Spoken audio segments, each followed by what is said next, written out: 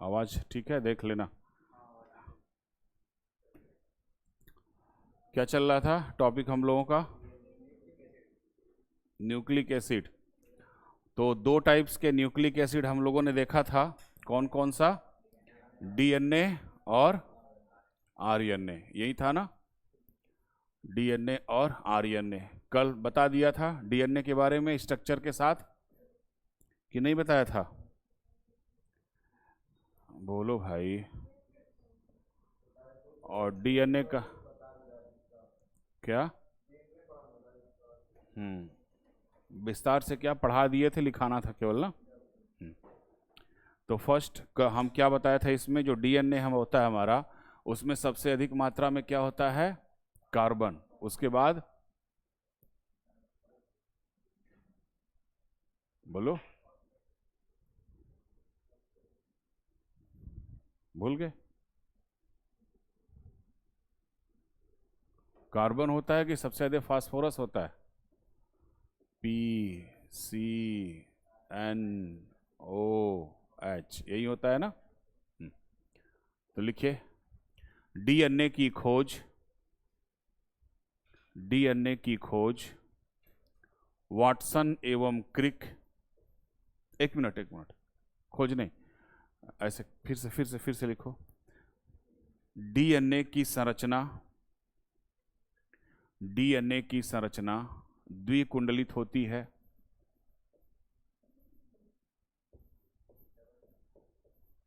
DNA की संरचना द्विकुंडलित होती है, जिसका सबसे पहले पता वाटसन एवं क्रिक ने लगाया था। जिसका सबसे पहले पता वाटसन एवं क्रिक ने लगाया था।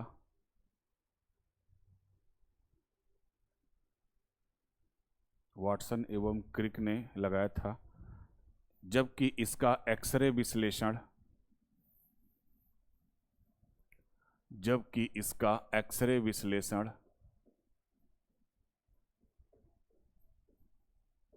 विल्किंस ने किया था। जबकि इसका एक्सरे विश्लेषण विल्किंस ने किया था। डीएनए में अपने जैसे दूसरे अणुओं को बनाने की क्षमता होती है। डीएनए में अपने जैसे दूसरे अणुओं को बनाने की क्षमता होती है।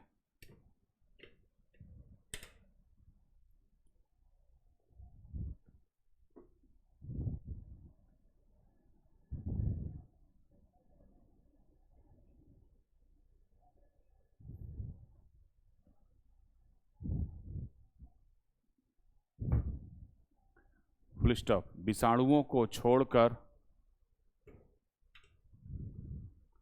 विषाणुओं को छोड़कर सभी जंतुओं का आनुवंशिक पदार्थ डीएनए होता है।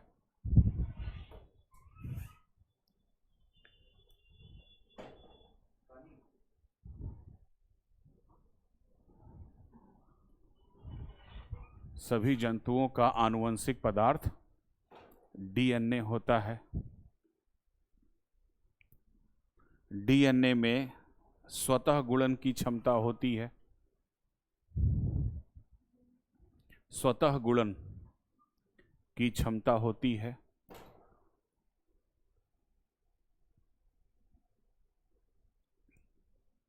डीएनए में सबसे अधिक मात्रा में फास्फोरस पाया जाता है।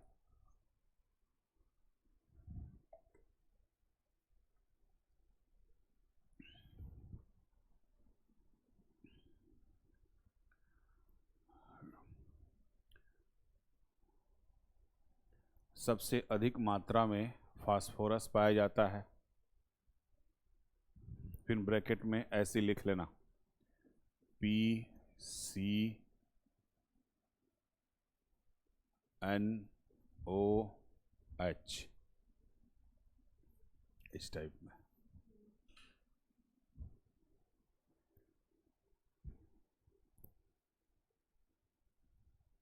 हो गया? PCNOOH, full stop. शरीर में बनने वाले सभी प्रोटीन की सूचना, शरीर में बनने वाले सभी प्रोटीन की सूचना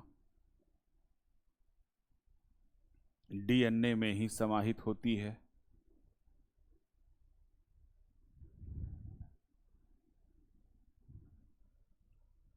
इसलिए डीएनए को जीवन का पदार्थ भी कहते हैं। पाई जाती हैं, इसलिए डीएनए को जीवन का पदार्थ भी कहते हैं।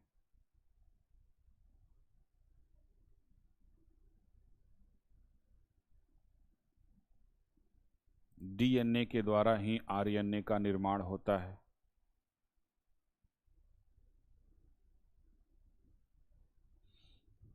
आरएनए डीएनए के द्वारा ही आरएनए का निर्माण होता है।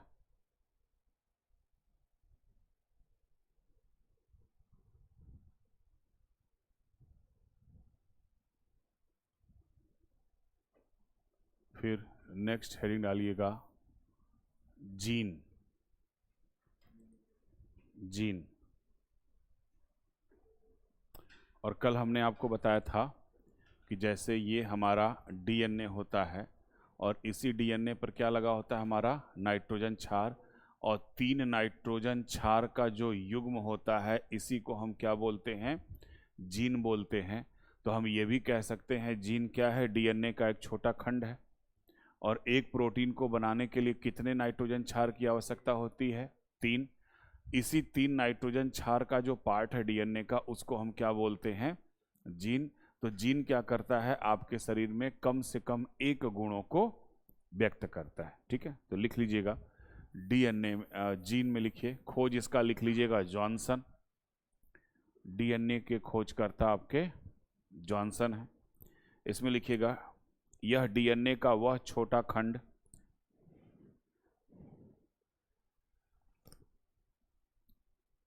यह डीएनए का वह छोटा खंड जिसमें 1 गुणों को व्यक्त कर जिसमें कम से कम 1 गुणों को व्यक्त करने की क्षमता होती है। जिसमें कम से कम 1 गुणों को व्यक्त करने की क्षमता होती है।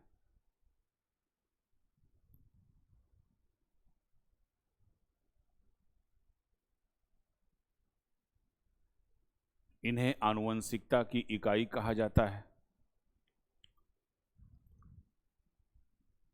इन्हें आनुवंशिकता की इकाई कहा जाता है।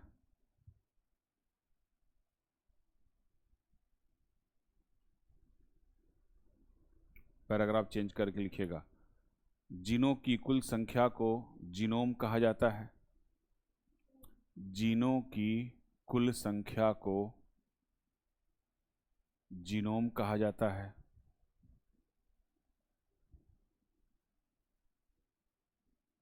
Full stop. मनुष्य में स्थित सभी जीन को सम्मिलित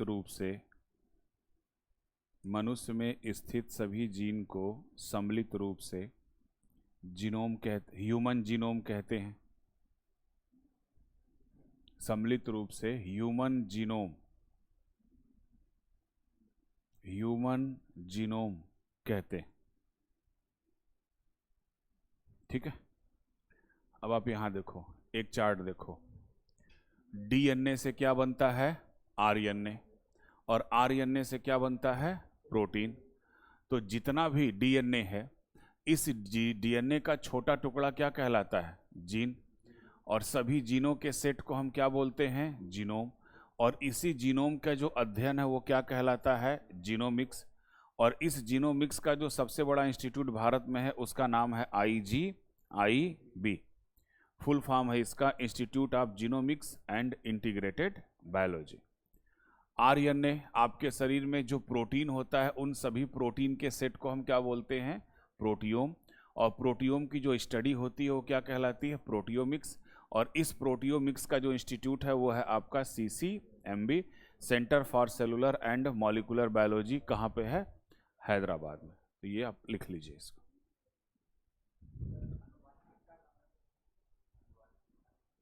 आनुवंशिकता का मतलब कि माता पिता के लक्षणों का बच्चों में पहुंचना।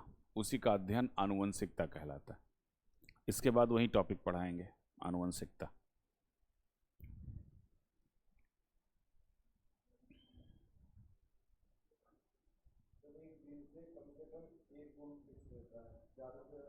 एक भी हो सकता है, एक अनलिमिटेड हो सकता है, लेकिन कम से कम एक जरूर रहता है।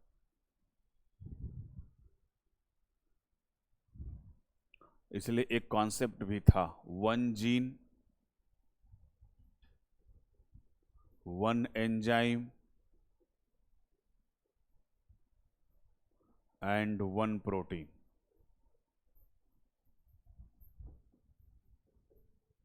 यही कहा गया है, एक जीन से एक एंजाइम बनता है और एक एंजाइम से मिनिमम एक प्रोटीन बनता है।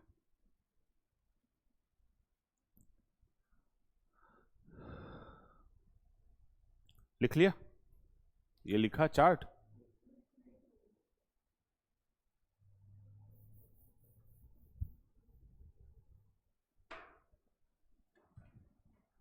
तो यहां पे डीएनए, डीएनए के बाद फिर जीन, ठीक है। अब उसके बाद नेक्स्ट सेगमेंट पे चलते हैं जिसका नाम है आरएनए। तो जो आरएनए है ये इस टाइप का स्ट्रक्चर है आरएनए। और कल मैंने आपको बताया था कि डीएनए कैसा होता है, डबल हेलिकल होता है, लेकिन आरएनए कैसा होता है, सिंगल हेलिकल होता है। ये डबल नहीं होता है। इसका भी निर्माण किससे होता है, डीएनए का होता है। अंतर सिर्फ इतना होता है कि इसमें नाइट्रोजन क्षार में थायमिन के स्थान पर क्या होता है, यूरेसिल होता है। ये आनुवंशिक पदार्थ नहीं होते हैं, ठीक है ना। और इनका मेन काम होता है आपके कोशिका में प्रोटीन का निर्माण करना। और इनका निर्माण कहाँ पे होता है, आरएनए का संश्लेषण केंद्रिका में होता है। पहले भी आप लिख चुके हो, ठीक है। तो इसमें लिखिएगा इनकी संरचना डीएनए जैसी होती है, परंतु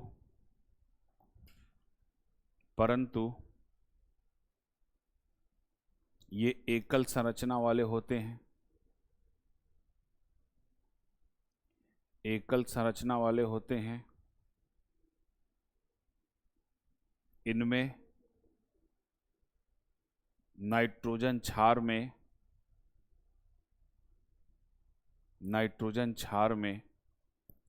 थायमीन के स्थान पर यूरेसिल पाया जाता है। थायमीन के स्थान पर यूरेसिल पाया जाता है।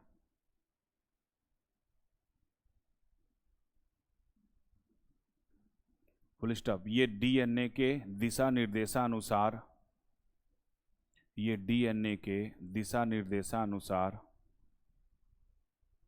आरएनए का निर्माण करते हैं।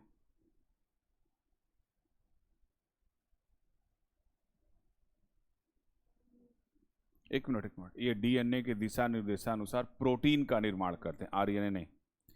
डीएनए के दिशा निर्देशानुसार प्रोटीन का निर्माण करते हैं। इनका संश्लेषण केंद्रिका में होता है। इनका संश्लेषण केंद्रिका में होता है। आगे लिखना, ये आनुवंशिक पदार्थ नहीं होते, ये आनुवंशिक पदार्थ नहीं होते, परंतु कुछ विषाणुओं में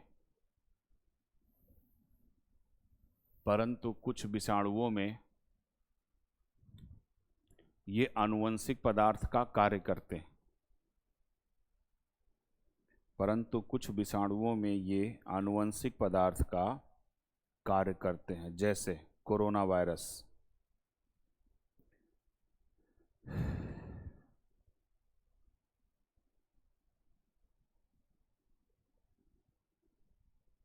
नीचे एक डिफरेंस लिख लीजिएगा डीएनए और आरएनए में।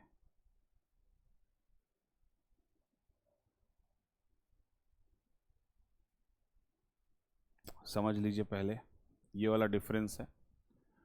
शुगर मॉलिक्यूल में हम लोगों ने क्या देखा था, डीएनए में कौन सा शुगर होता है, डीऑक्सीराइबोज। आरएनए में कौन सा होता है, राइबोज। नाइट्रोजन क्षार देखा जाए तो एडेनिन, ग्वानिन, साइटोसिन, थायमीन। और इसमें एडेनिन, ग्वानिन, साइटोसिन और थायमिन के स्थान पर यूरेसिल। और डीएनए मुख्यतः कहाँ पाया जाता है? केंद्रक में। जबकि आरएनए मुख्यतः कहाँ पे है? कोशिका द्रव्य में। ये तीनों डिफरेंस आप लिख लीजिएगा, इससे आपके क्वेश्चन बनते हैं।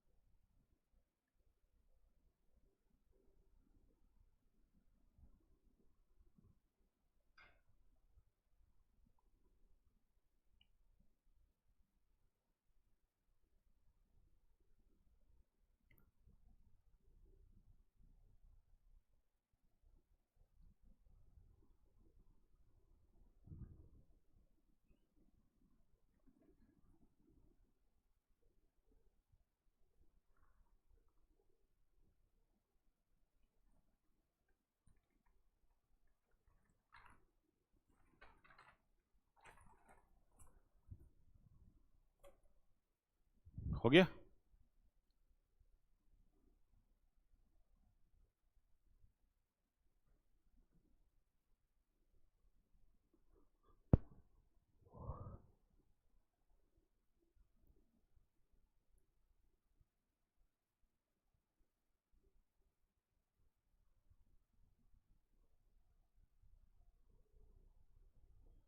ये वाला नहीं लिखना है, बस वही तीनों लिख लिया। अब एक चार्ट और बनाइए आप।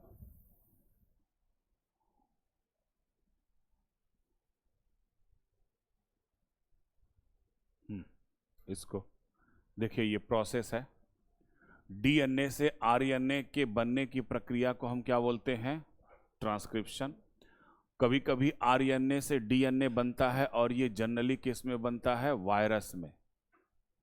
तो उस प्रोसेस को हम क्या बोलते हैं? Reverse transcription. डीएनए से डीएनए का बनना कहलाता है सेल्फ रेप्लिकेशन या फिर डुप्लीकेशन। और आरएनए से प्रोटीन का बनना कहलाता है ट्रांसलेशन। ये प्रक्रियाएं हैं जो पूछी जाती।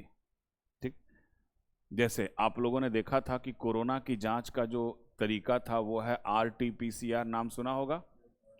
तो आरटीपीसीआर में क्या है? Reverse transcription. कोरोना का आनुवंशिक पदार्थ क्या था? आरएनए, लेकिन हमको चाहिए क्या? डीएनए। तो उसी में हम क्या करते थे? रिवर्स ट्रांसक्रिप्शन की प्रक्रिया अपनाते थे। तो हमको क्या मिल जाता था? डीएनए। बट डीएनए इतना कम मिलता था कि हम इसकी जांच नहीं कर पाते थे। तो पीसीआर एक ऐसी तकनीकी है जो इस डीएनए की बहुत सारी क्या कर देती है? मल्टीपल कॉपी कर देती है। ठीक है, और ये एक फिक्स टाइम के अनुसार होता है, इसलिए यहाँ पर आर का मतलब होता है रियल टाइम। तो पूरा नाम है इसका रियल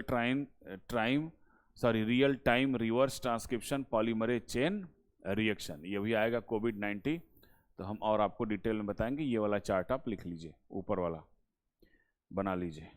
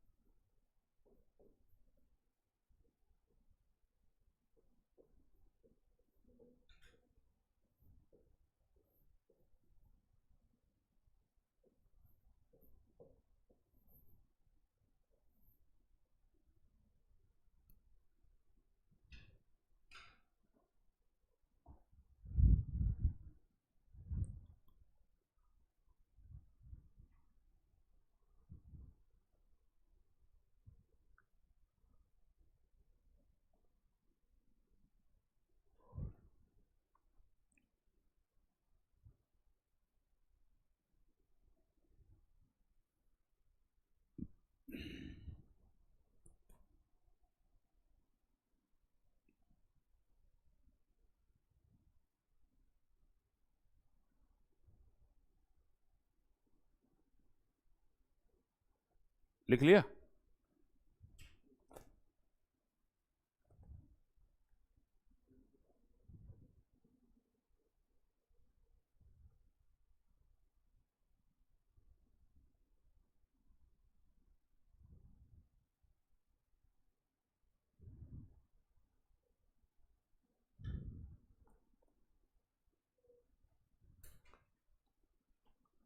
हो गया? नीचे नोट लिखो,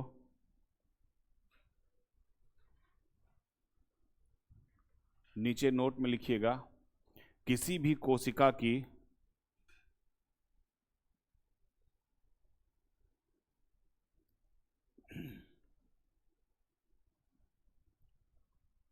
किसी भी कोशिका की एक निश्चित आयु होती है,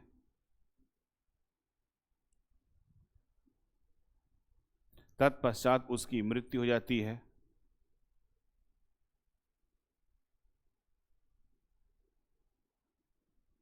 किसी भी कोशिका की एक निश्चित आयु होती है, तत्पश्चात उसकी मृत्यु हो जाती है। तत्पश्चात उसकी मृत्यु हो जाती है। यह प्रक्रिया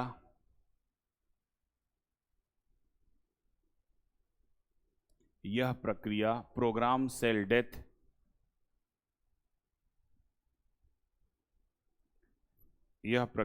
प्रोग्राम सेल डेथ अथवा एपोप्टोसिस कहलाती है। एपोप्टोसिस, प्रोग्राम सेल डेथ अथवा एपोप्टोसिस कहलाती। हो गया? तो इतनी चीज थी किसके अंतर्गत? कोशिका विज्ञान। ठीक है?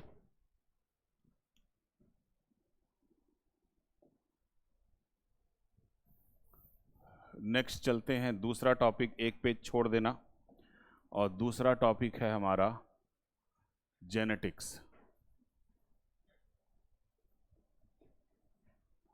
जेनेटिक्स को हम बोलते हैं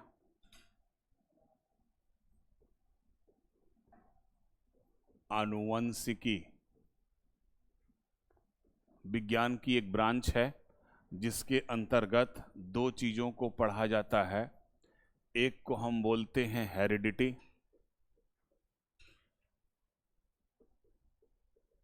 और दूसरे को हम बोलते हैं वेरिएशन। इसको हम बोलते हैं आनुवंशिकता,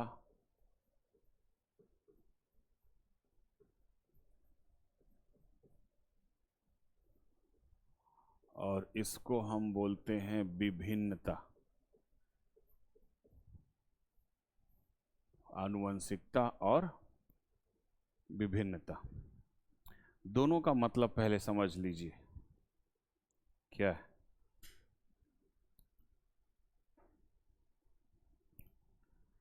पहले जो अध्ययन होता था वो हेरिडिटी का होता था। किसका? आनुवंशिकता का अध्ययन होता था। और आनुवंशिकता का मतलब ये होता है कि माता पिता के लक्षणों का उनके पुत्रों या पुत्रियों में पहुंचना, यानी माता पिता के लक्षण जो संतान में पहुंचते हैं, उन्हीं लक्षणों का अध्ययन क्या कहलाता है? हेरिडिटी, आनुवंशिकता। फिर ये देखा गया कि बच्चों में जो लक्षण पहुंच रहा है वो माता पिता से तो पहुंच ही रहा है, लेकिन माता पिता के अलावा भी बच्चों में कुछ दूसरे लक्षण भी पहुंच जा रहे हैं।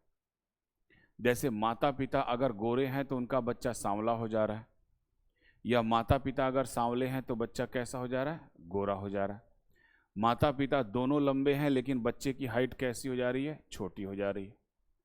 तो अब जो अतिरिक्त लक्षण उत्पन्न हो रहे हैं, उसी अतिरिक्त लक्षणों को इसी हेरिडिटी के साथ क्या कर दिया गया? जोड़ दिया गया। तो उस वही अतिरिक्त लक्षण क्या कहलाता है? वेरिएशन। यानी कि विभिन्नताएं वे लक्षण होती हैं जो माता पिता में तो नहीं होती लेकिन उनके संतानों में होती। तो अब फिर बायोलॉजी की एक नई ब्रांच बनी जिसका नाम है जेनेटिक्स, और इस जेनेटिक्स में हेरिडिटी का और वेरिएशन का, इन दोनों का क्या किया जाता है? अध्ययन किया जाता है। ठीक है? तो हेरिडिटी और वेरिएशन की परिभाषा एक ही है, वो ये है कि लाइक बिगेस्ट लाइक, और इसको हम बोलते हैं सेंट्रल डोगमा ऑफ जेनेटिक्स। यानी जेनेटिक्स का सेंट्रल डोगमा बोला जाता है। लाइक बिगेस्ट लाइक मतलब अपने जैसा दूसरा उत्पन्न करना। तो परिभाषा इसकी क्या हुई? माता पिता के लक्षणों का संतानों में पहुंचना ही क्या कहलाता है? आनुवंशिकता कहलाता है। आनुवंशिकता के बारे में जो सबसे पहला अध्ययन किया था वो थे ग्रेगर जॉन मेंडल साहब। तो ग्रेगर जॉन मेंडल साहब आनुवंशिकता का अध्ययन किए और आनुवंशिकता का अध्ययन करने के उपरांत इन्होंने आनुवंशिकता से संबंधित 3 नियम को प्रतिपादित किया। ठीक है, अब वो 3 नियम कौन से थे?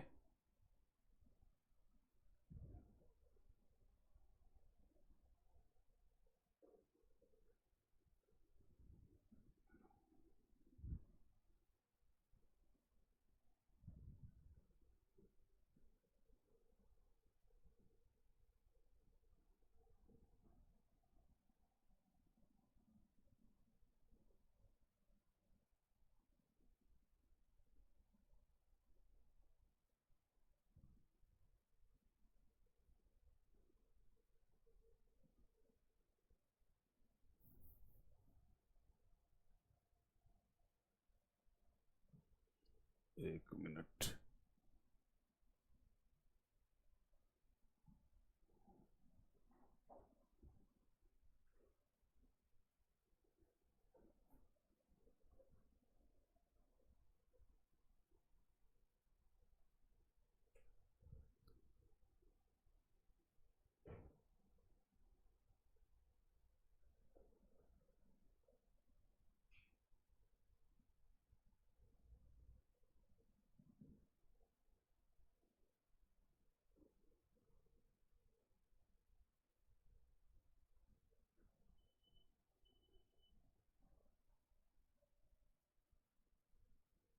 ये सो नहीं होगा इस पे।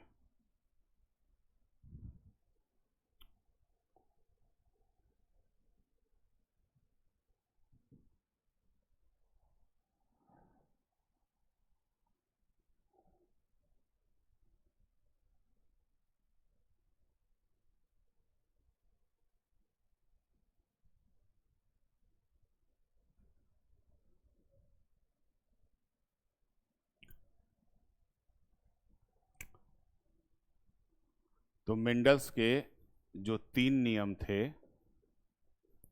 उन 3 नियम में पहला था आपका लॉ ऑफ डोमिनेंस, दूसरा था लॉ ऑफ सेग्रीगेशन और तीसरा था लॉ ऑफ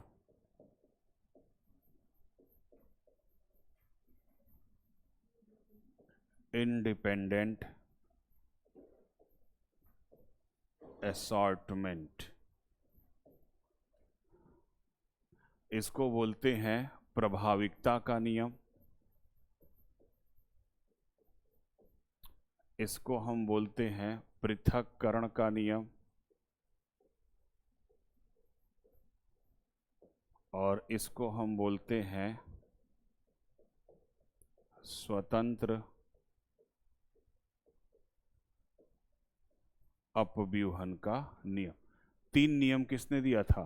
मेंडल साहब ने। ठीक है, law of dominance, law of segregation और लॉ ऑफ इंडिपेंडेंट।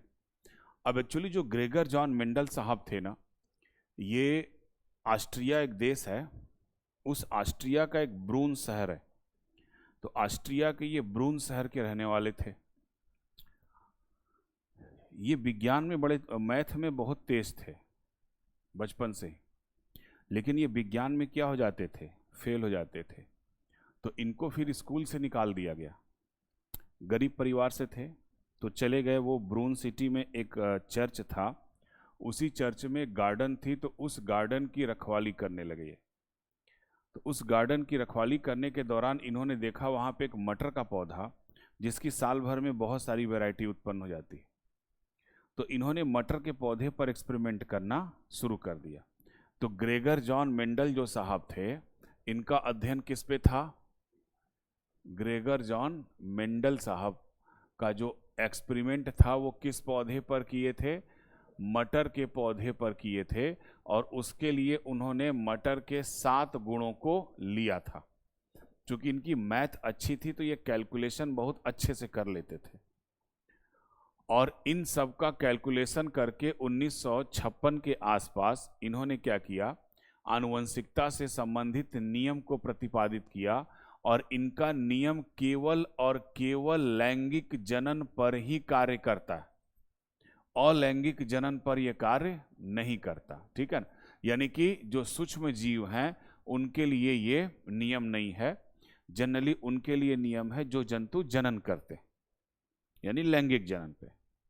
तो मेंडल साहब ने जब इस नियम को दिया था तो पहली बार मेंडल्स के नियम को खारिज कर दिया गया, रिजेक्ट कर दिया गया। क्यों रिजेक्ट कर दिया गया? कि मेंडल साहब ने यह कहा कि ऐसा करने से ऐसा होता है, लेकिन क्यों होता है वह बताने में असमर्थ थे। ठीक है ना? जैसे फॉर एग्जाम्पल कि दूध में छाछ डाल देने से दही बन जाती है, ठीक है, दुनिया जानती है, लेकिन दही ही क्यों बनती है, दूसरी चीज क्यों नहीं बनती है? तो ये बताने में मेंडल साहब क्या थे? असमर्थ थे।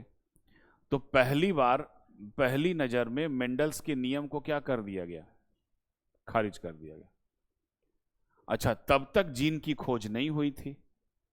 जब जीन की खोज हुई तो पता चला कि मेंडल साहब जिस चीज को एक्सप्लेन नहीं कर पा रहे हैं वो कोई और नहीं था, वो क्या था? जीन था। यानी जीन के द्वारा ही जीवों के अंदर क्या हो रहा है, जैसा मेंडल साहब बताए थे वैसा हो रहा है। तब 1900 में मेंडल्स के नियमों को मान्यता मिली, और उनकी मान्यता दिलाने वाले 3 वैज्ञानिक थे, ह्यूगो ड्यूब्रीज, कोरेंस और टेस्मार्क। फिर इन तीनों लोगों को बोला जाता है new Darwinism, sorry new Mendelism, यानी कि मेंडल्स के थ्योरी की दोबारा नई खोज। तो 3 नियम दिए थे मेंडल साहब ने, कौन कौन से? प्रभाविकता का नियम, पृथक्करण का नियम, और स्वतंत्र अपव्यूहन का नियम। समझ गया? तो पहले आप डिफिनीशन लिखिए कि आनुवंशिकता होती क्या है। तो नीचे की लाइन में लिखिएगा, आनुवंशिक लक्षणों का माता पिता से संतानों में पहुंचना,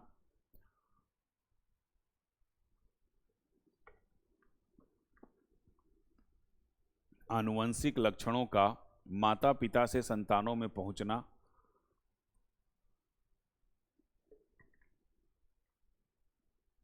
आनुवंशिकता कहलाता है।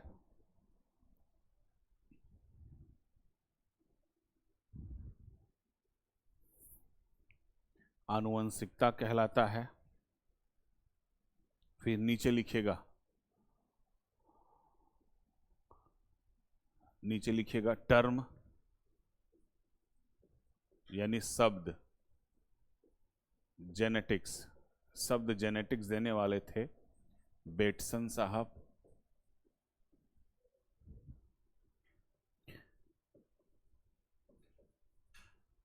Father of genetics,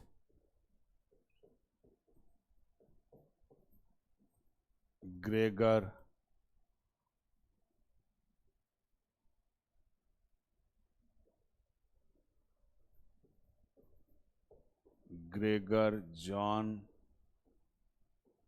Mendel. फिर तीसरा लिखिएगा मेंडल एक्सपेरिमेंट। मेंडल ने किस पर एक्सपेरिमेंट किया था? पी प्लांट, मटर के पौधे पर। कितने गुणों को लिया था? 7।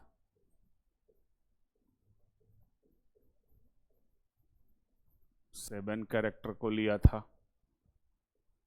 फिर तीसरा, फादर ऑफ मॉडर्न जेनेटिक्स। ये हैं आपके दोबारा बेटसन साहब। फिर नीचे लिख लीजिएगा मेंडल्स लॉ, मेंडल्स का नियम। तो मेंडल्स ने कितने नियम दिए थे? 3 नियम दिए थे।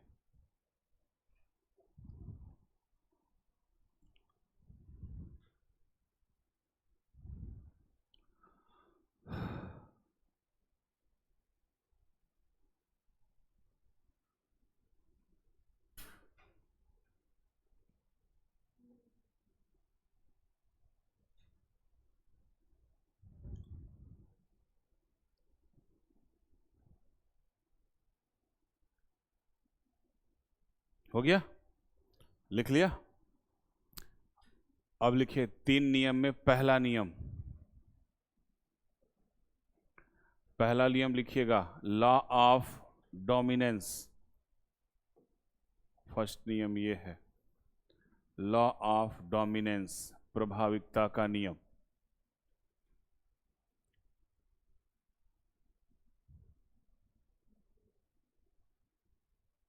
प्रभाविकता का नियम। अब इसमें देखिए क्या है, मेंडल्स का जो पहला नियम था जिसको हम बोलते हैं लॉ ऑफ डोमिनेंस, तो मेंडल साहब ने क्या किया था कि एक लंबा पौधा लिया और फिर एक क्या लिया, बौना पौधा। तो ये किसको रिप्रेजेंट कर रहा है? बौने पौधे को। ये है बौना पौधा और ये है आपका लंबा पौधा।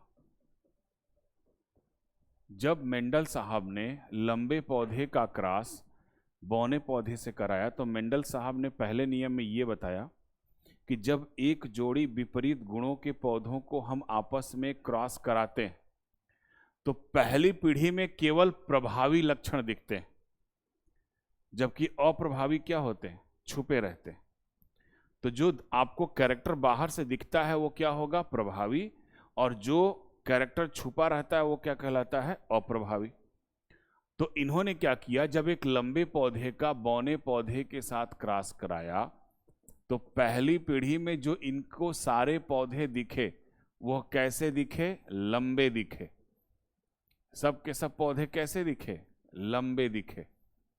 लेकिन उतना लंबा नहीं था जितने लंबे से इसको क्रॉस कराया गया था, उससे थोड़ा छोटा था, ठीक है ना।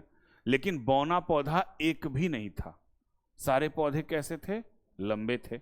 और ये कौन सा जनरेशन था? F1, ठीक है। अब ये कैसे पता चला कि इसमें बौने पौधे का गुण छुपा हुआ है? तो पहली पीढ़ी से प्राप्त जितने भी पौधे आए उन सभी पौधों को क्या कहा गया? संकर लंबे। वो दिखने में कैसे थे? लंबे पौधे थे, लेकिन इसके जैसे नहीं थे। इससे क्या थे? छोटे थे, और एक भी बौना पौधा पहली पीढ़ी में नहीं था। लेकिन फिर भी मेंडल साहब ने क्या कहा कि प्रभावी लक्षण उत्पन्न होते हैं और अप्रभावी क्या होते हैं? छुपे रहते हैं। तो फिर यहीं पे आता है मेंडल्स का दूसरा नियम। दूसरा नियम होता है law of segregation. Law of segregation, इसको हम बोलते हैं पृथक्करण का नियम। तो इसमें क्या किया मेंडल साहब ने कि पहली पीढ़ी से जो भी पौधा मिला उसी को आपस में क्या करा दिया? क्रॉस करा दिया। तो अब देखो क्या रिजल्ट आया।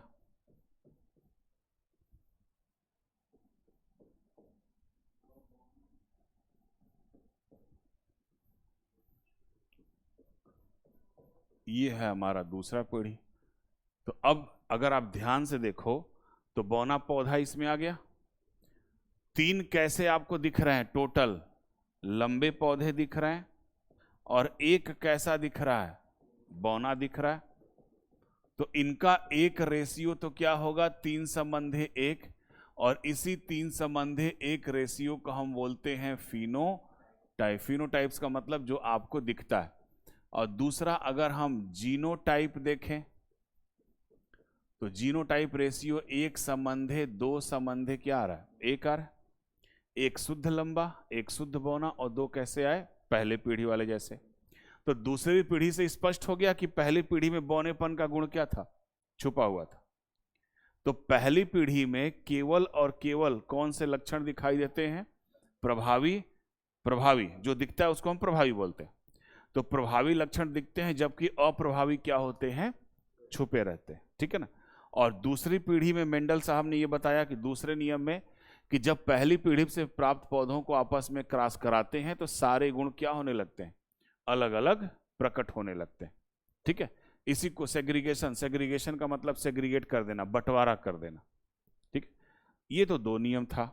बाकी तीसरा नियम मेंडल्स का कुछ और नहीं था। पहले नियम में देखो कितने जोड़ी कैरेक्टर लिए हैं, एक जोड़ी। तो एक जोड़ी कैरेक्टर लिए तो कितने रिजल्ट प्राप्त हुए, 4। तो अगर 2 जोड़ी लेंगे तो कितने कैरेक्टर होंगे, 16। 16 2 पर 4। एक पेयर पे कितने कैरेक्टर आए, 4।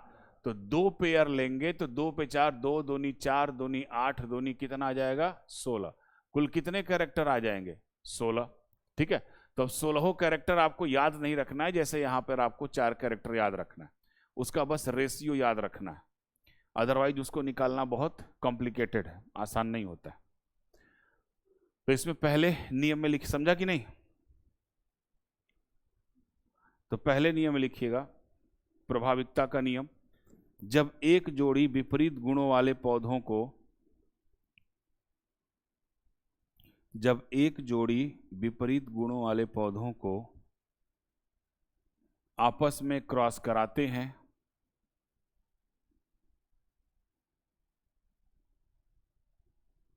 आपस में क्रॉस कराते हैं तो पहली पीढ़ी में केवल प्रभावी लक्षण उत्पन्न होते हैं।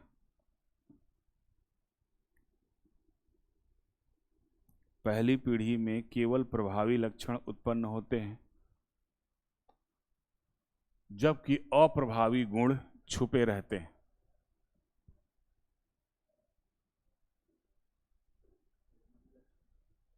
प्रभावी लक्षण प्रकट होते हैं जबकि अप्रभावी लक्षण छुपे रहते हैं।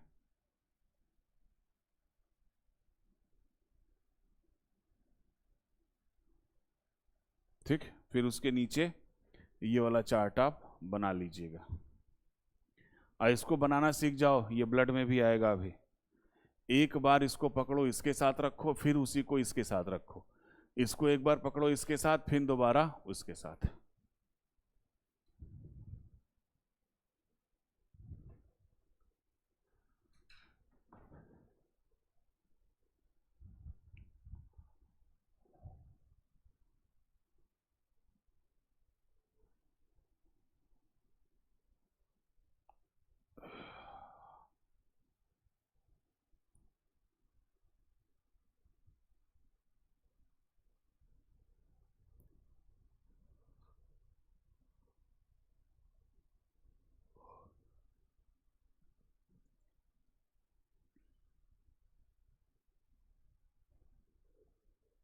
बना लिए, हो गया। अब दूसरा नियम लिखो, लॉ ऑफ सेग्रीगेशन, पृथक्करण का नियम। पृथक्करण का नियम,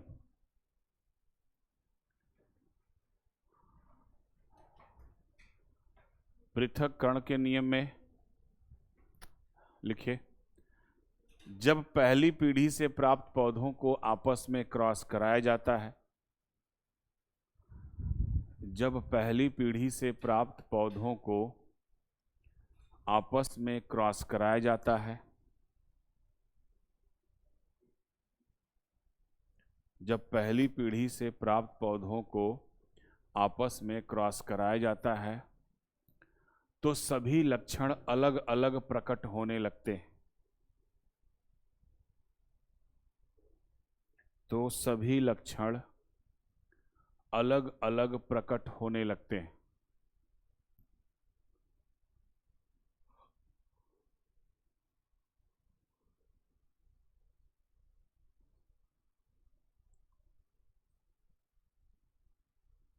अलग अलग प्रकट होने लगते हैं। फिर नीचे ये चार्ट बना लीजिएगा और रेशियो जरूर लिख लीजिएगा, फिनोटाइप रेशियो और जीनोटाइप रेशियो।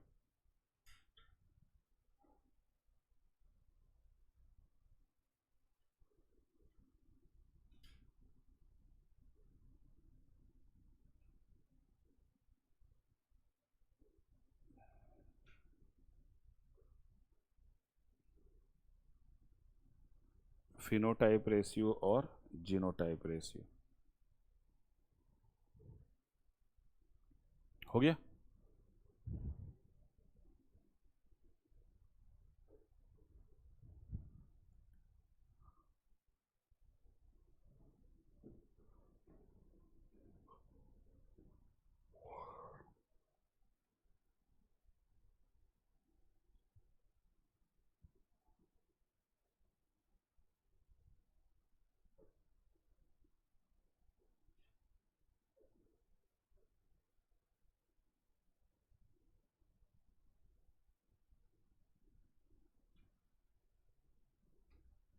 हो गया? अब आ जाओ, लॉ ऑफ सेग्रीगेशन, स्वतंत्र अपव्यूहन का नियम।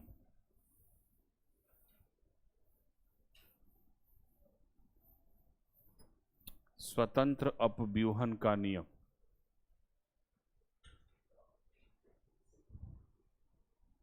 Law of independent assortment. अब देखो, इसमें मेंडल साहब ने कितने गुणों को लिया? पहले एक जोड़ी ले रहे थे, अब इसमें कितने जोड़ी हो गए? 2 जोड़ी। तो 2 जोड़ी का मतलब उन्होंने लिया कि एक तो कैसा लिया, बीज जो है पौधे का पीला है और गोल है, और दूसरा कैरेक्टर उन्होंने लिया कैसा, हरा और झुर्रीदार। एक मिनट, इस इमेज से ज्यादा ये इमेज बेटर है। यहां देख, 2 कैरेक्टर लिए, कैसा, एक का बीज कैसा था, पीला था और गोलाकार था, और दूसरे का बीज कैसा था, हरा और झुर्रीदार था। ठीक है? तो जब इसको क्रॉस कराया तो पहली पीढ़ी में ये कैरेक्टर, दूसरी पीढ़ी में आपका ये कैरेक्टर आया। तो इस कैरेक्टर, इतना कैरेक्टर याद कर लोगे? हैं? टेबल बना लोगे? अच्छा, आ जाओ। ये इतना टेबल है, इसमें से 9 बीज एक तरीके से हैं, 3 एक तरीके से, अगेन 3 एक तरीके से, और एक एक तरीके से। तो इसमें क्या होता है कि यह पहले एवं दूसरे नियम का क्या है, सम्मिलित रूप है। इसमें इन्होंने किया क्या कि जब 2 जोड़ी विपरीत गुणों वाले पौधों को लेते हैं तो उनका जो फिनोटिपिक और जीनोटिपिक रेशियो है वो इसी तरीके से आता है, 9 3 3 1 और 1 1 2 2 4 1 2 1 2 1। ठीक है ना? ये नहीं बनाना है आपको, नहीं पूछा जाता है आपके एग्जाम में, मोस्टली यही पूछा जाता है इसका रेशियो क्या होता है। तो इसमें लिख लीजिएगा, वे यह पहले एवं दूसरे नियम का सम्मिलित रूप है। यह पहले एवं दूसरे नियम का सम्मिलित रूप है।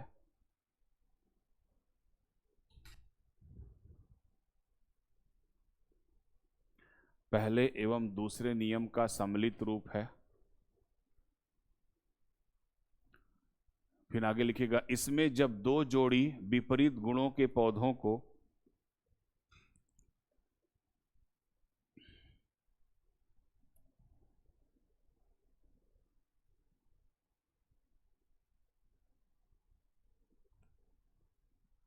जब 2 जोड़ी विपरीत गुणों के पौधों को आपस में संकरण कराया,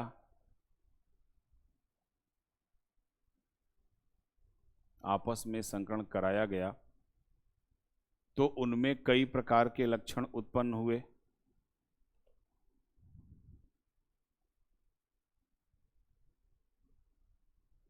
तो उनमें कई प्रकार के लक्षण उत्पन्न हुए।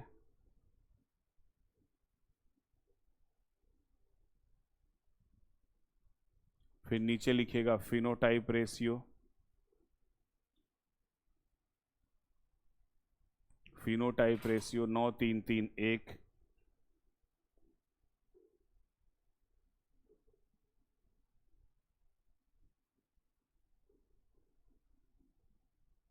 फिर नीचे लिखिएगा genotype ratio 1 2 2 4 1 2 1 2 1।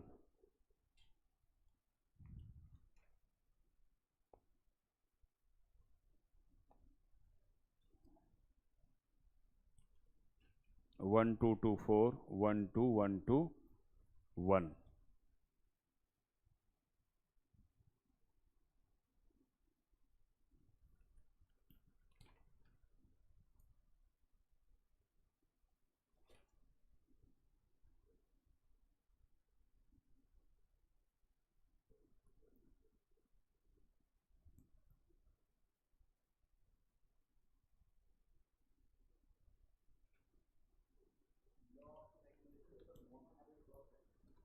Law of segregation को, हाँ, वो लॉ ऑफ डोमिनेंस और लॉ ऑफ सेग्रीगेशन, इनको दोनों मोनोहाइब्रिड क्रॉस कहते हैं। क्यों कहते हैं?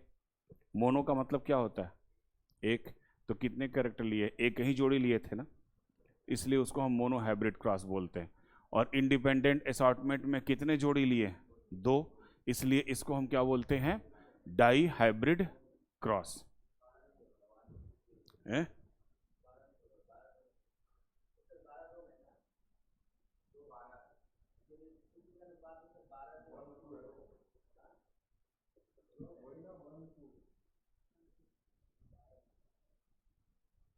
कहाँ 12 है? अरे यहाँ पे रेशियो कर लो भाई, 1 2 2 4 1 2 1 2 1। ये सॉरी, इसमें रेशियो लगाना भूल गया। मैं बोल रहा हूँ ना 1 2 2 4 1 2 1 2 1।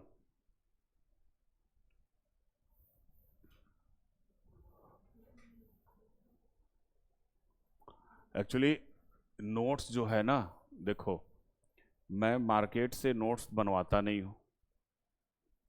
मैंने जो अपना नोट्स बनाया है उसी को खुद से मैं टाइप करता हूँ। एक पेपर देना हमको, तो कोई भी एक पेपर दे देना।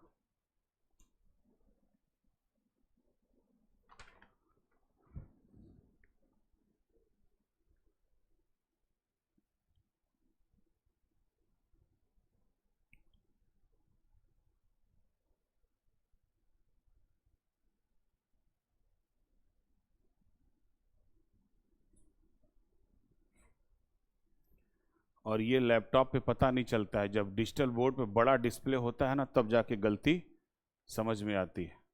ठीक है, तो इतना पार्ट हमारा कि अच्छा, हाँ, ये तो जेनेटिक्स हो गया। अभी इसमें एक और चीज है, इंपॉर्टेंट है, आ जाओ। पहला नियम हमारा क्या था? लॉ ऑफ डोमिनेंस, ठीक है ना। तो लॉ ऑफ डोमिनेंस में ये कहा गया कि जो कैरेक्टर उत्पन्न होते हैं वो केवल कैसे होते हैं? पहले प्रभावी, और अप्रभावी क्या होते हैं? छुपे रहते हैं। एक पौधा है, नीचे हेडिंग डालो, मेंडल्स के नियम के अपवाद।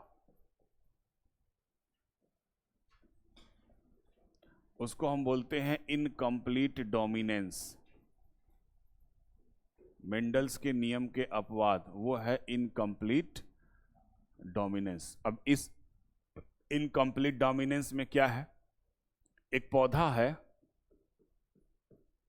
उसका नाम है मिराबिलिस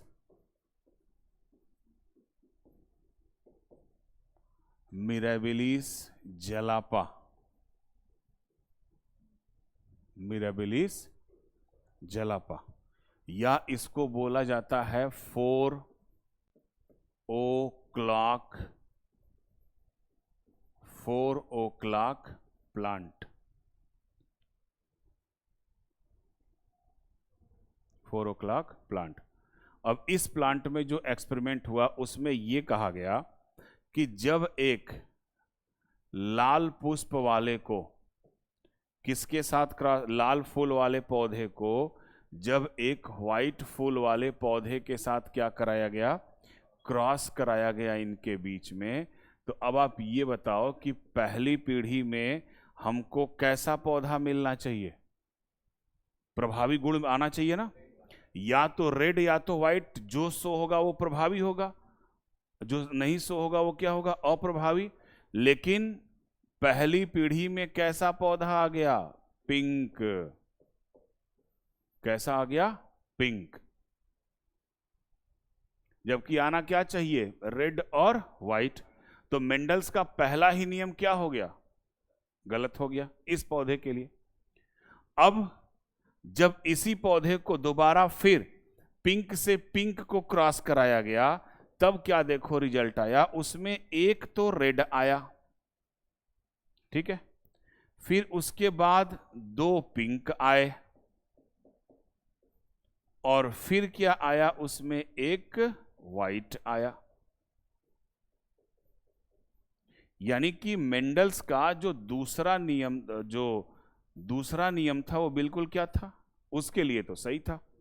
तो विवादित कौन सा हो गया, पहला नियम। तो सिर्फ एक ही नियम इसमें क्या है, अपवाद है। उसी अपवाद को हम बोलते हैं इनकम्प्लीट डोमिनेंस, यानी कि अपूर्ण प्रभाविकता। पूरी प्रभाविकता नहीं हुई, कैसी हुई, अपूर्ण प्रभाविकता। तो ये जो पौधा है वह मेंडल्स के पहले नियम का क्या करता है, विरोध करता है, अपवाद करता है। तो बना लीजिए इसको।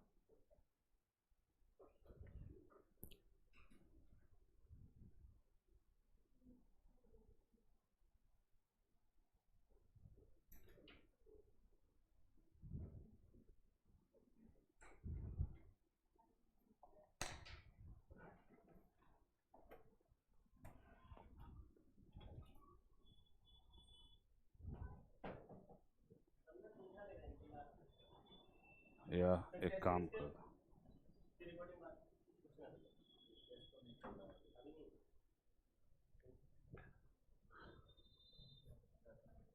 एक वो छोटा वाला लिमका ला के दे दो हमको। हम खिचड़ी खा के आए हैं, अब पूरा पेट ताना हुआ है, खड़े होते नहीं बन रहा है। अभी वो लोग फिगर बना रहे हैं, लेते हो तब तक हम यहीं पे हैं।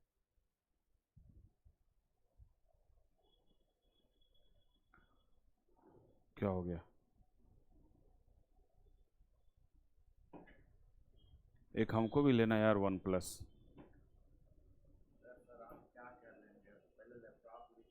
लैपटॉप यार फिर मेरा मूड चेंज हो जाता है, अभी काम कर रहा है मेरा लैपटॉप। लैपटॉप तो काम कर रहा है सही।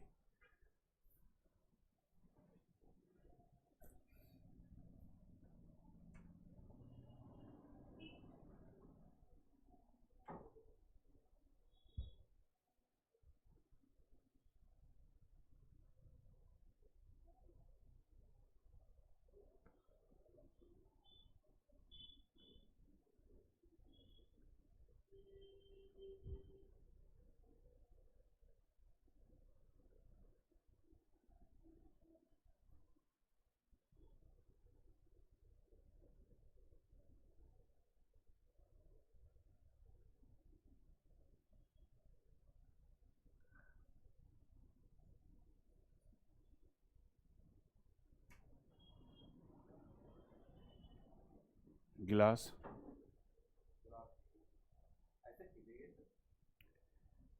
गिलास आज टूट गया, कह तो रहा तो कांच वाले का है। अब कांच के गिलास, अरे यार गिलास गिलास मंगाना है नहीं, अरे खोल नहीं पा रहे हैं क्या।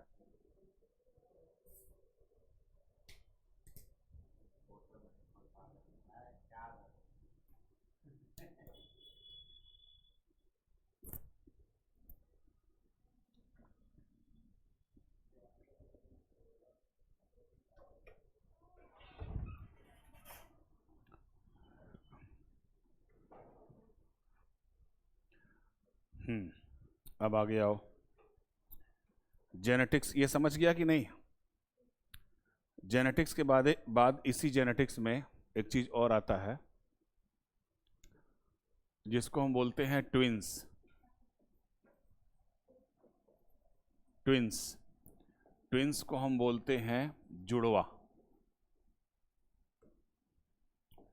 और जो सामान्यतः ट्विंस होता है ये 3 प्रकार के होते हैं। एक को हम बोलते हैं फ्रेटर्नल,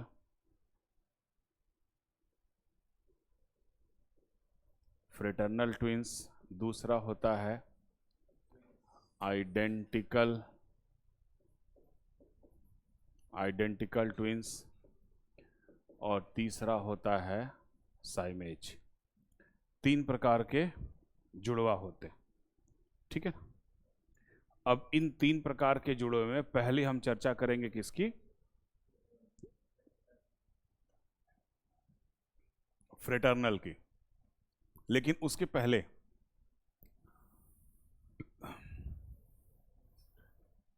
जो नॉर्मल का हुआ नहीं लिख पाए थे, कोई बात नहीं। नॉर्मल अगर फर्टिलाइजेशन हम देखें, हिंदी है ही नहीं तो कहाँ से लिखें जी ना, जिसका हिंदी रहता है मैं बता देता हूँ। देखो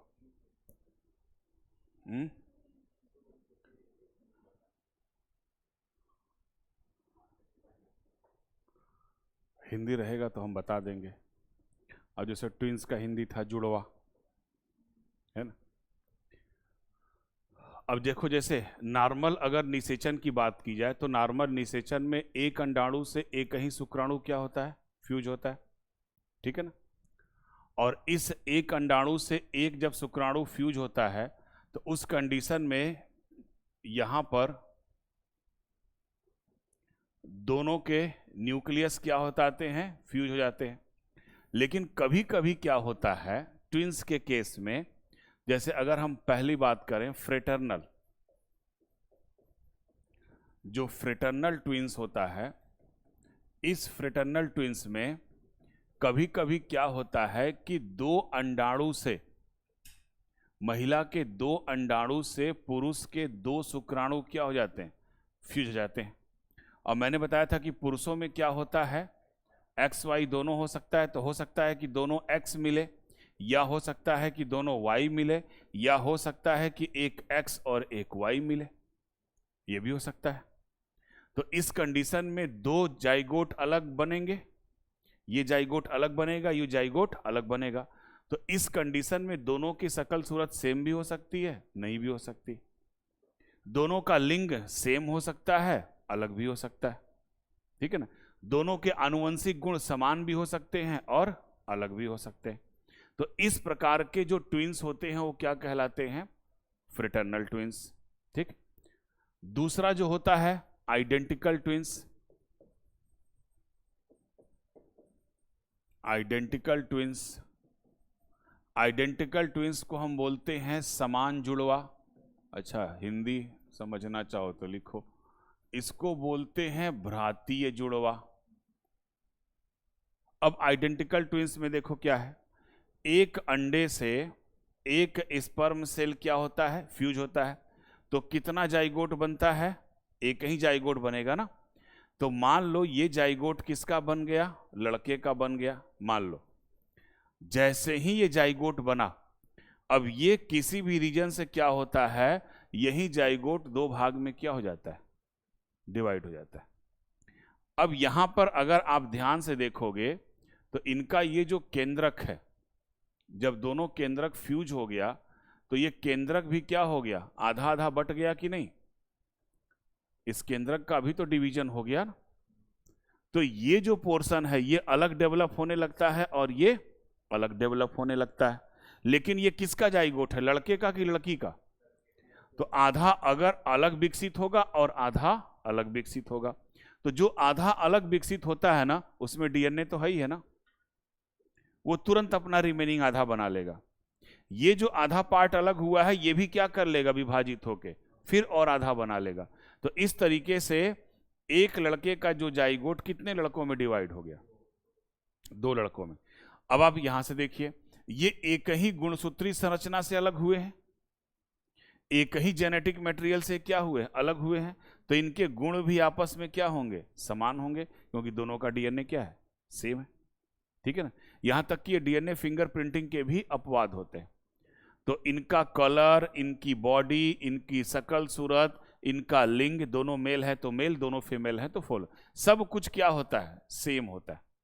इन्हीं को हम क्या बोलते हैं, आइडेंटिकल ट्विंस। तीसरा जो ट्विंस होता है उसको हम बोलते हैं साइमेज। तीसरे को हम बोलते हैं साइमेज। तो साइमेज में क्या होता है कि यहां से जो डिवीजन की आप बात कर रहे हो ना, ये इसमें डिवीजन तो होता है लेकिन पूरा डिवीजन नहीं होता। ये बिल्कुल कैसे होते हैं, आइडेंटिकल ट्विंस की भांति होते हैं, लेकिन ये पूरी तरीके से विभाजित नहीं होते। तो जहां तक विभाजन हुआ वहां तक तो दो पार्ट हो जाता है, लेकिन जहां से विभाजन बंद हो गया वहां पे कितना पार्ट रहेगा, एक पार्ट रहेगा। अक्सर आप लोगों ने टीवी वगैरह में देखे होंगे कि दो लड़के हैं, पता चला कि उन दोनों के बीच में मस्तिष्क एक ही है। दो लड़के हैं, उन दोनों के बीच में क्या है, हृदय एक ही है। देखा है ना, ऐसा टीवी वगैरह में आता है। तो उस प्रकार के ट्विंस क्या कहलाते हैं, आपके साइमेज। ये कैसे होते हैं, आइडेंटिकल ट्विंस की तरह होते हैं, बट पूरी तरीके से डिवाइड नहीं होते। तो ये तीन प्रकार के ट्विंस पाए जाते हैं, फ्रेटर्नल, आइडेंटिकल और साइमेज। समझ गया तीनों। अब लिखो फ्रेटर्नल में, फ्रेटर्नल में लिखिए, ये अलग अलग अंडाणुओं के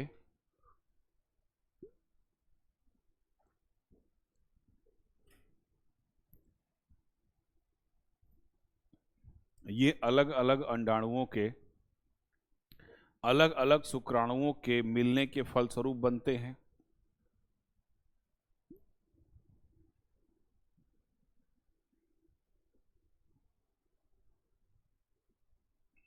ये अलग अलग अंडाणुओं के अलग अलग शुक्राणुओं के मिलने के फलस्वरूप बनते हैं।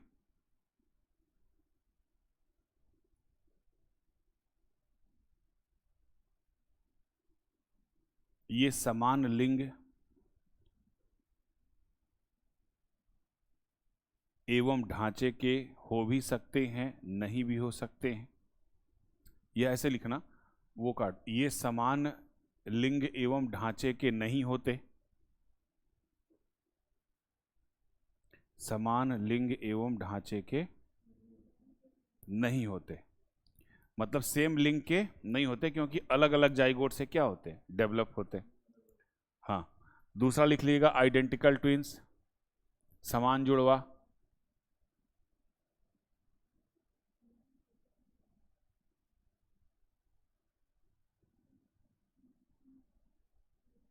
डैश देके, ये एक ही जाइगोट के विखंडन के फलस्वरूप बनते हैं।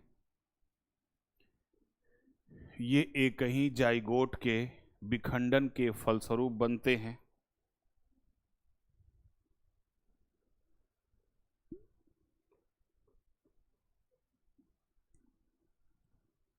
इनका जीन ढांचा समान होता है।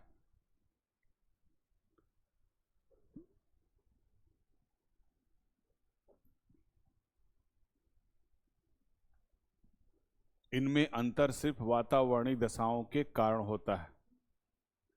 जीन ढांचा समान होता है, इनमें अंतर सिर्फ वातावरणीय दशाओं के कारण होता है।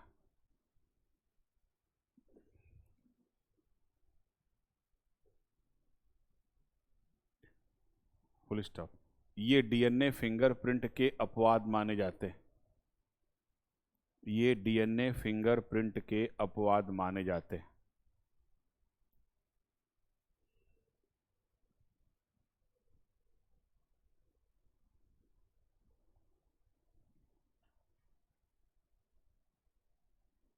हो गया। तीसरा लिखिएगा, साइमेज। साइमेज लिखिएगा, ये समान जुड़वे की भांति होते हैं।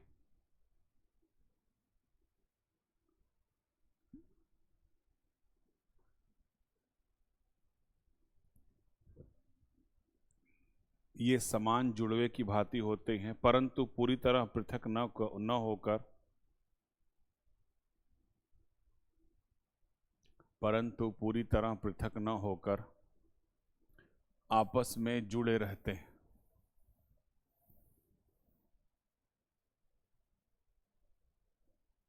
पूरी तरह पृथक न होकर आपस में जुड़े रहते हैं। ठीक, अब इसी में आइएगा,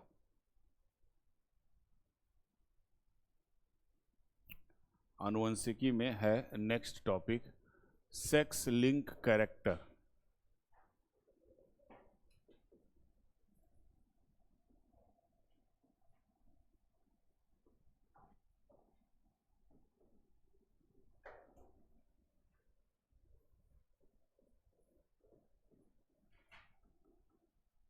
सेक्स लिंक कैरेक्टर, इसको हिंदी में बोलते हैं लिंग सहलग्न गुण।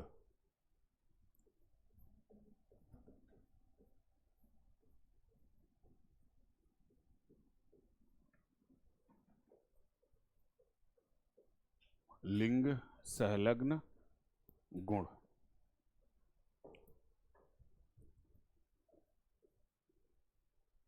डैश देख लिखिए, ये 3 प्रकार के होते हैं।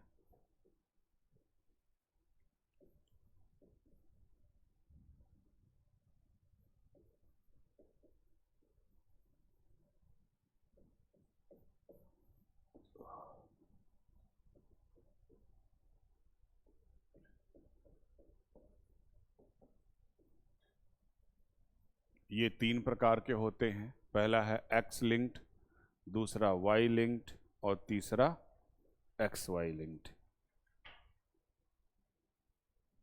अब इसका मतलब समझो क्या है। ऐसे गुण, ये कहां से आ गया,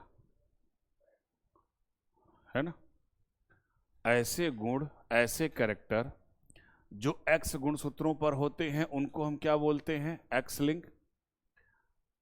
ऐसे गुण जो वाई गुणसूत्रों पर होते हैं उनको हम वाई लिंक बोलते हैं, और जो एक्स वाई दोनों पर होते हैं उनको हम एक्स वाई लिंक्ड बोलते हैं।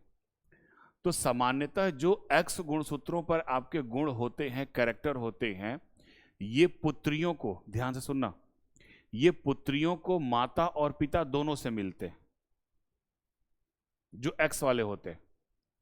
यानी कि ये जो डॉटर होती हैं, लड़की को माता और पिता दोनों से, लेकिन लड़कों को सिर्फ माता से मिलते हैं।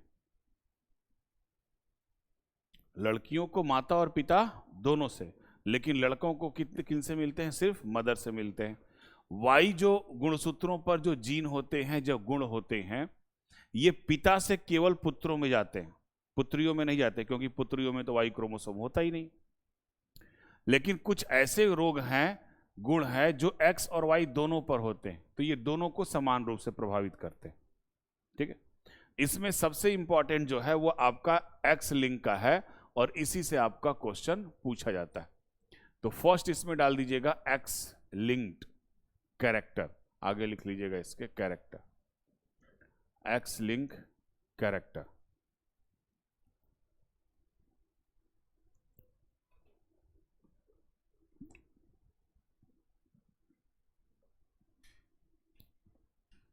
इसमें लिखिएगा वे गुण जो एक्स गुणसूत्रों पर होते हैं, वे गुण जो एक्स गुणसूत्रों पर होते हैं, ये पुत्रियों को माता एवं पिता दोनों से,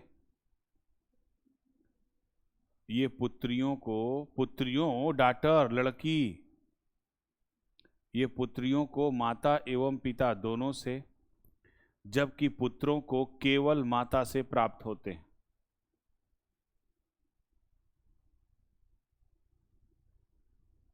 केवल माता से प्राप्त होते हैं। जैसे जैसे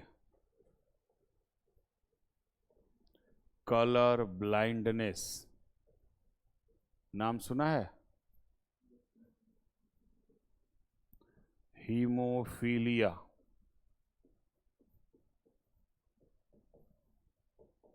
colour blindness, haemophilia. Colour blindness को हम बोलते हैं वर्णांधता,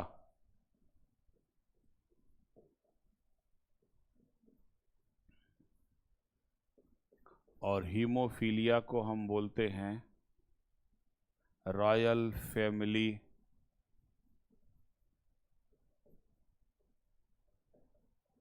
डिजीज, रॉयल फैमिली डिजीज। इसी के नीचे जरा नोट लिखो तो, ये क्वेश्चन सॉल्व करने के लिए मैं नोट लिखवा रहा हूं। देखो यहां पर एक तो यहां पर एक्स एक्स है, दूसरा फिर एक्स एक्स है, और तीसरा फिर आपका एक्स वाई है। तो अब यहां पर ध्यान से देखना, अगर किसी महिला के एक गुणसूत्रों पर, जैसे कलर ब्लाइंडनेस को ले लो या कुछ भी, अगर किसी महिला के एक गुणसूत्रों पर कलर ब्लाइंडनेस के जीन हैं, तो वो महिला क्या होगी, वाहक होगी, ये रोगी नहीं होंगी। ये क्या होंगे? वाहक होंगे। लेकिन अगर उसी महिला के दोनों गुणसूत्रों पर कलर ब्लाइंडनेस के जीन हैं तो वो महिला अब क्या होगी? रोगी होगी। क्या होगी? रोगी होगी, अगर उसके दोनों गुणसूत्रों पर जीन है तो। लेकिन अगर पुरुष के एक भी गुणसूत्रों पर यह जीन है तो पुरुष क्या हो जाएगा? रोगी हो जाएगा। क्योंकि ये कैसे और किस वाले, कौन से वाले हैं? कलर ब्लाइंडनेस की बात हम कर रहे हैं यहां पर। तो कलर ब्लाइंडनेस के जीन अगर किसी महिला के एक एक्स गुणसूत्र पर है तो महिला वाहक होगी, रोगी नहीं होगी। अगर इनके दोनों पर हैं तो महिला क्या हो जाएगी? रोगी हो जाएगी। और पुरुष के भी एक एक्स पर है तो पुरुष क्या हो जाएगा? रोगी हो जाएगा। ठीक। तो पहला कलर ब्लाइंडनेस ही हेडिंग डालिएगा। हाँ, आनुवंशिक है, हेडिंग डाल दीजिएगा कलर ब्लाइंडनेस। कलर ब्लाइंडनेस को और क्या क्या सब नाम से पुकारते हैं वो भी समझ लीजिएगा। रेड, ब्लू, ग्रीन रोग।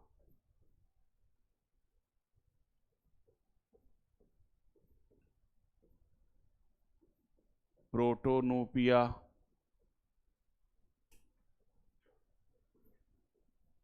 ड्यूटीरोनोपिया,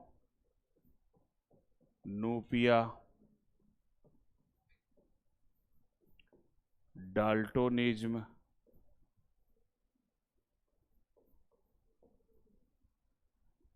ड्यूटीरोनोपिया,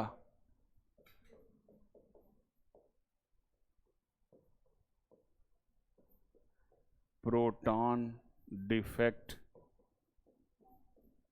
इतने नाम हैं किसके? कलर ब्लाइंडनेस के। हाँ हाँ लिखो।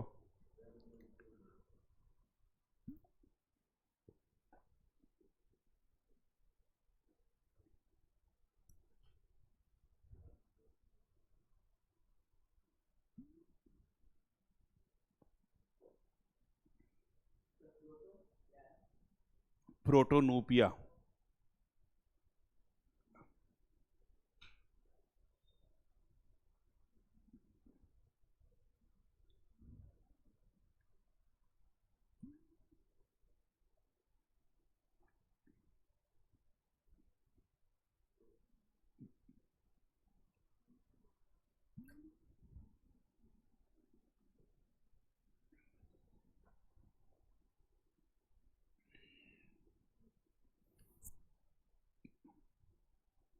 क्लास बस एक ही चल रही है आप लोगों की? दो कब से चलेगी?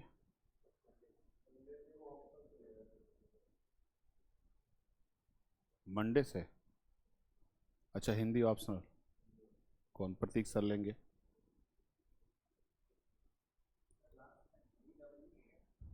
ड्यूटीरोनोपिया, ये proton deutero, DEU, sorry double E हो गया, DEU, ड्यूटीरोनोपिया।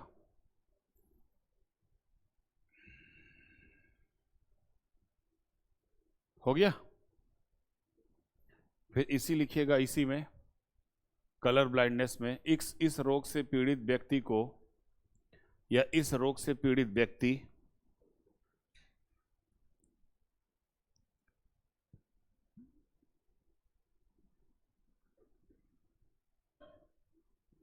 इस रोग से पीड़ित व्यक्ति लाल, हरे एवं नीले रंग में विभेद नहीं कर पाता।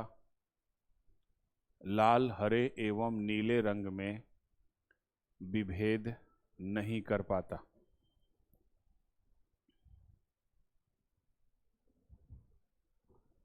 लाल, हरे एवं नीले रंग में विभेद नहीं कर पाता। अब देखो इससे क्वेश्चन कैसे आते हैं एग्जाम में। क्वेश्चन पूछा जाता है,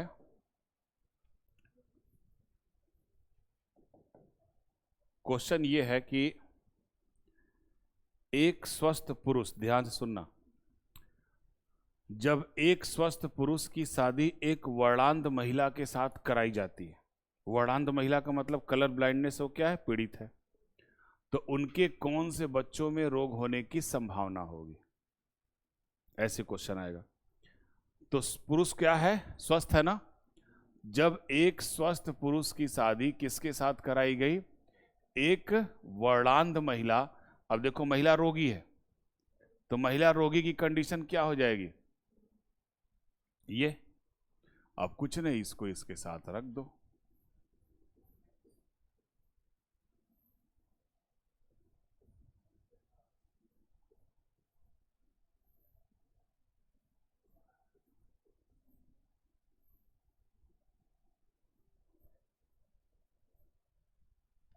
अब बताओ कौन रोगी होगा इसमें, लड़का रोगी होगा और लड़की क्या होगी, वाहक होगी। वाहक का मतलब कि उनके अंदर रोग के जीन तो हैं, लेकिन रोग के लक्षण नहीं है, वो जीन प्रभावी अवस्था में नहीं है। वो खुद रोगी नहीं है, लेकिन दूसरों में रोग वो क्रिएट कर सकती, उन्हीं को हम बोलते हैं वाहक। वाहक का मतलब होता है मीडिएटर।